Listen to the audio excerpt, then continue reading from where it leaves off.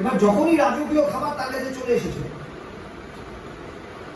সে ভাবছে যে খাবার চলে এসো, সে বুঝতে পারছে কেন খাবারটা চলে এসো।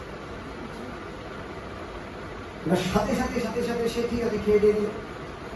এবার খাওয়ার পরে কি হবে, আমি ওখানে রুটি খেলাম রেস্টুরেন্টে, আর এখানে ঘুম পাচ্ছে, কি খাবার পরে কি হয়? এটাই পায়, সে তো ব্যতিক্রমী নয়। অত সুন্দর ছায়া, জঙ্গলের ভিতর, এত সুন্দর গাছের পর একটা ঘুম পেয়ে গেল। বলছে একটা যদি বিছানা হয়ে, একটা যদি বিছানা হয়ে, আর যে না ভেবেছে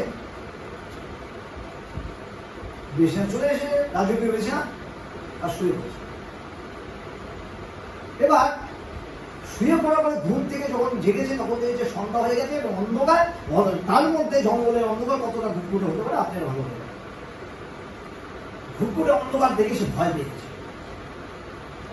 আর ভয় পেয়ে ভাবছে যদি এবার বাঘ এসে খেয়ে নেয়। আর যেই না ভেবেছে বাঘ এসে খেয়ে নিয়েছে। কেন হলো এরকম?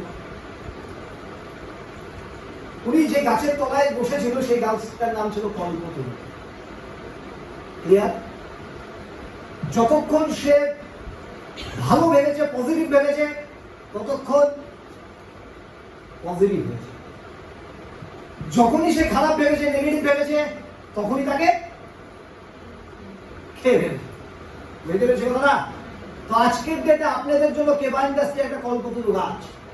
আপনারা পজিটিভ ভেবেছেন জন্য এত এক মাসও হয়নি, প্রায় 2 মাসও বলবো না, 1 মাসও হয়নি। পজিটিভ ভেবেছেন, আপনারা কল্পতরু গাছের এতগুলো লোক কিন্তু আপনারা রেডি করে ফেলেছেন। কিন্তু এই কল্পতরু গাছের নিচে থাকার পরে যদি আপনি নেগেটিভ ভাবেন, আর সেদিন থেকে আপনি সর্বনাশ হওয়া শুরু হয়ে যাবে। বুঝতে পেরেছি কথাটা?